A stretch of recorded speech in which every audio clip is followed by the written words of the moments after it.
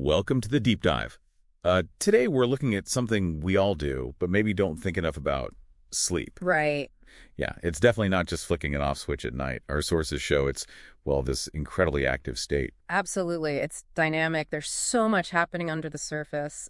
Real deep restoration for your body and brain. So our mission today is to pull out the key stuff from our research, how sleep really impacts your health, your performance, basically your overall well-being. Yeah.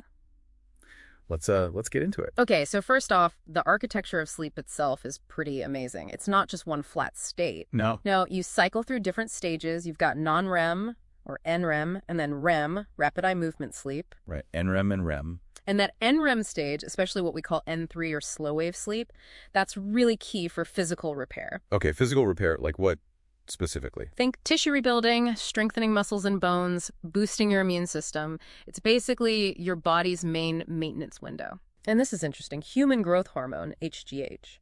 It's mainly released during that deep N3 sleep. Super important for muscle repair. Wow, okay, so that's the body's tune-up time. What happens during REM then? Is that more for the brain? Exactly. During REM, your brain is buzzing with activity, but your body muscles go, well, limp. Essentially paralyzed. To stop you acting out dreams. Precisely.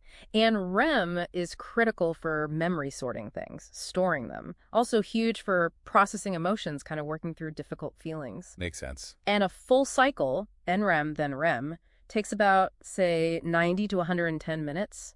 Most adults need maybe 4 to 6 of these cycles a night. So it's not just the total hours, but getting through those full cycles. Yeah, completing the stages is vital. Okay, let's shift a bit. How does all this internal work affect our sort of day-to-day physical health? I was surprised by the cardiovascular connection. Oh, definitely. During that deep NREM sleep, your heart rate and blood pressure naturally drop. It's called nocturnal dipping. Nocturnal dipping. Right. It gives your whole cardiovascular system a break, lessens the workload.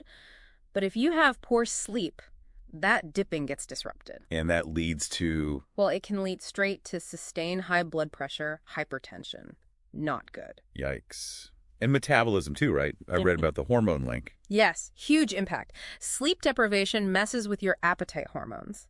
Ghrelin, the hunger hormone, goes up. Leptin, which signals fullness, goes down. So you feel hungrier and less satisfied. Exactly. Leads to cravings. Plus, it contributes to insulin resistance, messes with cortisol, promotes fat storage, ups your risk for type 2 diabetes significantly. And the immune system, you mentioned that earlier. Yeah, sleep is crucial for immune memory.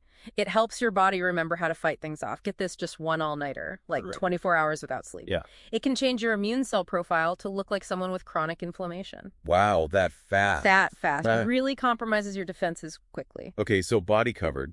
What about the brain itself during sleep? What's happening up there? So, the brain has this amazing cleaning system called the glymphatic system. Glymphatic. Yeah, it's like plumbing for the brain. And it becomes much more active during sleep.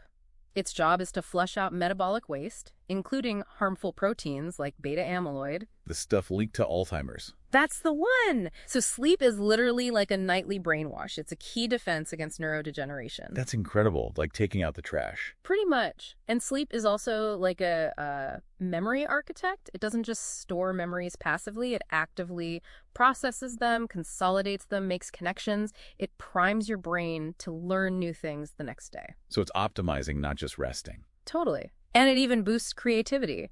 REM sleep seems especially important for this unconscious cognitive synthesis, connecting ideas in new ways, solving problems while you snooze. Okay, and emotions. You mentioned that with REM sleep. Yes, sleep acts like the brain's emotional thermostat.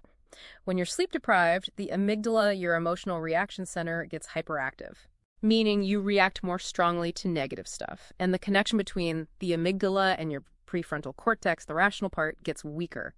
So more emotional outbursts, less empathy, maybe more impulsive behavior. Okay, so bringing this home for people listening, what's the practical advice? How much sleep? What makes it good sleep?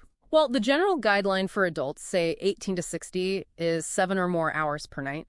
But quality is just as important as quantity. How do you measure quality? Things like sleep efficiency, basically, the percentage of time you're actually asleep while in bed, and sleep latency, how quickly you fall asleep. Ideally, you want high efficiency and reasonably short latency. And the danger of not getting enough. It's not always obvious, is it, that invisible impairment idea? Exactly. Being sleep deprived can impair your cognitive function as much as being drunk. Wow. Yeah. Reaction time, judgment, decision making all suffer. Think about drowsy driving, workplace accidents, big risks, and often the person doesn't even realize how impaired they are. And the long-term picture isn't pretty either. Chronic lack of sleep is a major risk factor for so many things. Obesity, type 2 diabetes, heart disease, stroke, high blood pressure, mental health issues like depression and anxiety, even neurodegenerative diseases down the line. It really impacts life expectancy. And it affects social stuff, too. Yeah, it can lead to social withdrawal, make interactions feel more difficult. It just chips away at overall quality of life and contributes to broader public health problems. So, wrapping up, it's crystal clear sleep isn't just downtime. It's fundamental. It's active repair.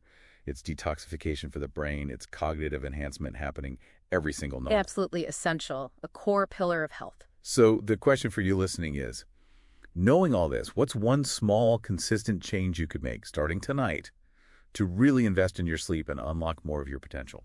Something to think about.